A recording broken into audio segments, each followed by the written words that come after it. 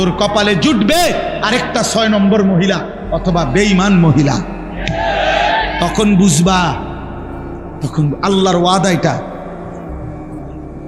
কোরআন শরীফের আয়াত কিনা এটা বলেন? তাহলে তুমি কি করছো আব্বা?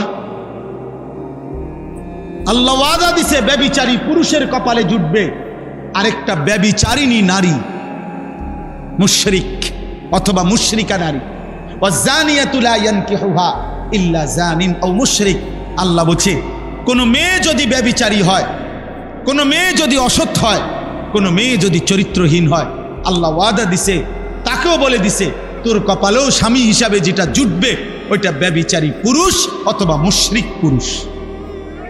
ওয়াহুররিমা যালিকা আলাল মুমিনিন। শোনো শোনো, ওয়াহুররিমা যালিকা আলাল মুমিনিন।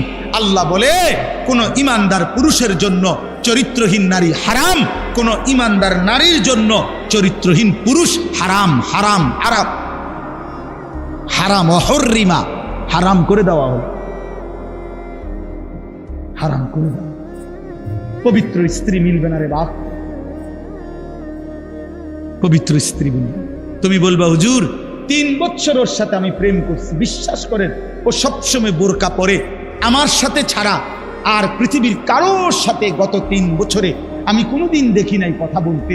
না না যুবক, তোমার লগে যদি কোনো মেয়ে বোরকা পরে কিন্তু বিবাহ বহির্ভূত কথা বলে, সম্পর্ক করে, প্রেম নামে হারাম সম্পর্ক করে, এবিডি যদি মনে রাখো কম বোরকা না বা যদি কম্বলও গাও দেয়, বলে লেপ তুষক গাও দেয় এবডি, হ্যাঁ খোদার কসম, এরপরেও যদি বিবাহ বহির্ভূত লেপ পরার তুষক গাও দেওয়া আর বোরকা পরাও কোনো মেয়ে যদি কোনো ছেলের সাথে সম্পর্ক রাখে, হারাম সম্পর্ক, ওই মেয়ে দুশ্চরিত্র, ব্যভিচারী, লম্পট, চরিত্রহীন নারী। এটাই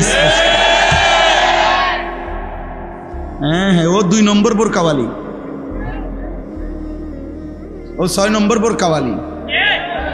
আপনি বোরকার দোষ দিবেন? জি না, বোরকার দোষ দিবেন কেন? বোরকার কোনো দোষ নাই, বোরকার কোনো দোষ নাই। তুমি হারাম জায়গায় ব্যবহার করছো কেন?